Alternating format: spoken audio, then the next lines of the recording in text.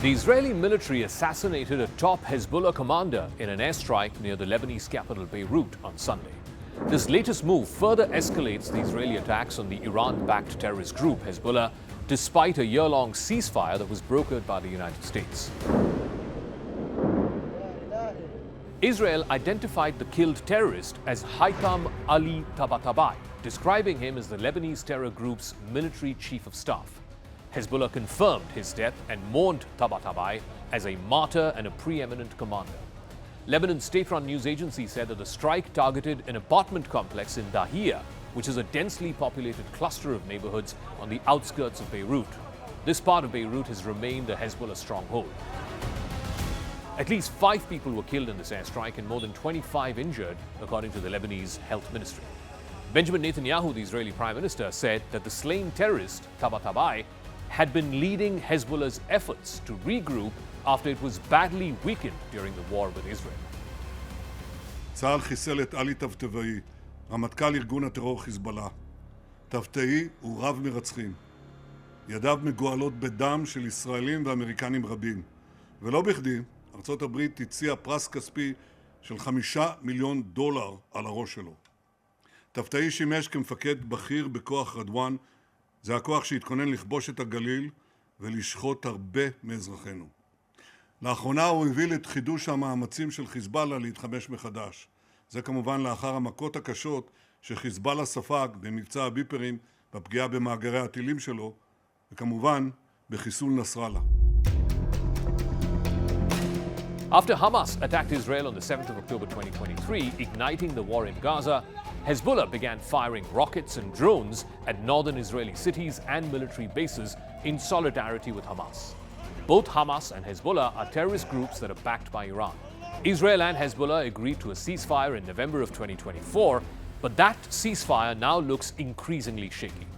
Israel has sharply accelerated its strikes across Lebanon in recent weeks, accusing Hezbollah of exploiting the ceasefire to regroup and rearm and to plan to attack Israel again.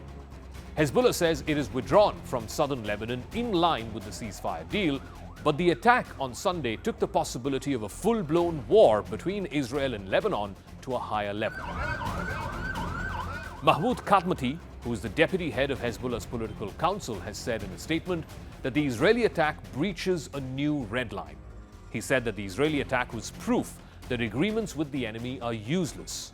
Hezbollah has vowed retaliation, but its capabilities have been severely weakened in the last year. Joseph Aoun, who is Lebanon's new president, condemned the attack, writing on social media that Israel was rejecting all the efforts and initiatives put forth to end the escalation of hostilities. وتعلمون هذه المنطقة هي منطقة مدنية بامتياز هنا في قلب الضاحية الجنوبية. هذه منطقة مدنية بامتياز وخلية من أي مركز عسكري، خصوصا هذه المنطقة التي نقف فيها الآن. ولذلك نحن مستمرون إن شاء الله في صمودنا في وجه العدو الإسرائيلي، ونقول لهذا العدو الإسرائيلي إن الضربات التي لا تقسم ظهرك تقويك. نحن إن شاء الله أقوياء. Haytham al Tabatabai had previously commanded Hezbollah's special forces in operations across the region, including in Syria and in Yemen. The US State Department had offered a reward of up to $5 million for information on him. The war with Hezbollah lasted more than a year, with Israeli attacks killing more than 4,000 people in Lebanon and forcing more than 1 million people out of their homes. Hezbollah's bomb and mortar attacks in northern Israel displaced tens of thousands of Israelis, some of them turning their northern cities into ghost towns. Israel killed many of Hezbollah's top leaders, including its longtime head Hassan Nasrallah, in an airstrike last year. And while the terror group has vowed to keep fighting as long as Israel's war in Gaza continues, it's been badly weakened. It eventually agreed to this ceasefire back in November of 2024, a couple of months after the killing of Nasrallah. A year since then, though, things have been far from quiet. The ceasefire has been repeatedly violated, mostly by Israel, but Hezbollah has also returned fire of late. Israeli soldiers are still deployed in parts of southern Lebanon. Israeli forces have bombarded sites across Lebanon almost on a daily basis, saying it was to prevent Hezbollah from rearming and regrouping. American and Israeli officials had hoped that the new Lebanese president, Joseph Aoun, who assumed Lebanese presidency earlier this year, would crack down on Hezbollah.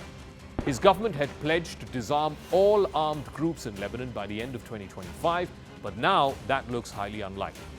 So far, Hezbollah has resisted any calls to lay down its weapons, and Lebanon's new government is hesitant to disarm the group by force, fearing it could ignite internal conflict and civil chaos.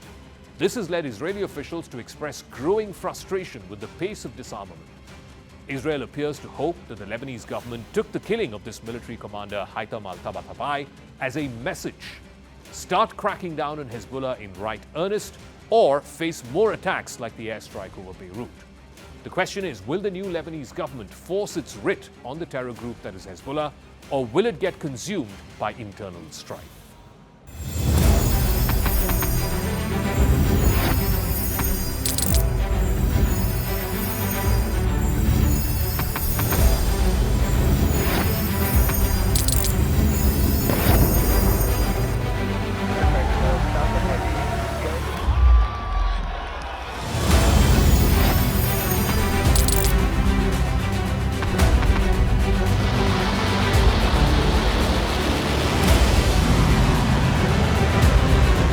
Been fighting so long and so hard that they don't know what the they're doing.